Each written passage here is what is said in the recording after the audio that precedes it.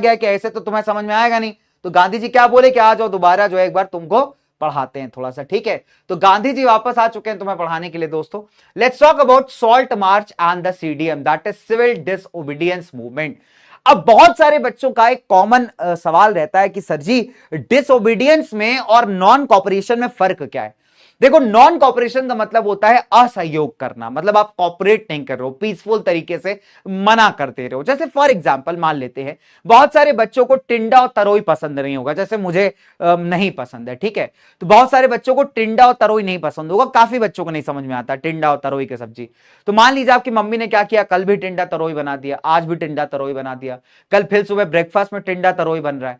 तो तुम क्या कर सकते हो, तुम असहयोग कर सकते हो, तुम कह सकते हो मम्मी मैं नहीं खाऊंगा, मैं लंच लेके नहीं जाऊंगा, मैं ब्रेकफास्ट नहीं करूंगा, ठीक है।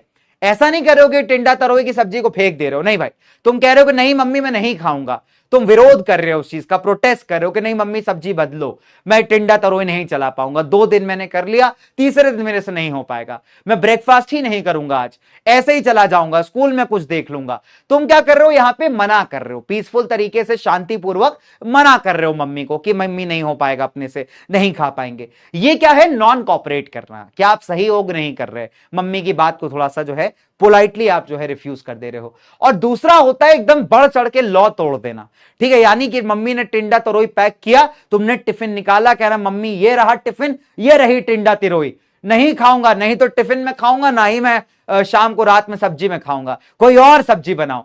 अड़ गए तुम एकदम, मम्मी के सामने अड़ गए। मम्मी क्या कर रही है, 2 थप्पड़ लगा रही तुम्हारे, तुम भी फिर नहीं मान रहे हो, कह रहे हो नहीं खाऊंगा टिंडा तरोई।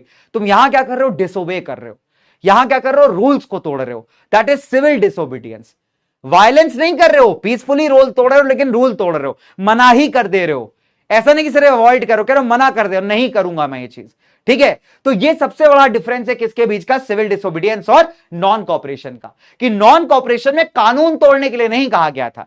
गांधी ये नहीं कह रहे थे कि कानून तोड़ दो, गांधी ये कह रहे थे भैया कानून आसानी से मानो मत, उसका ऑल्टरनेटिव निकाल लो, ठीक है। लेकिन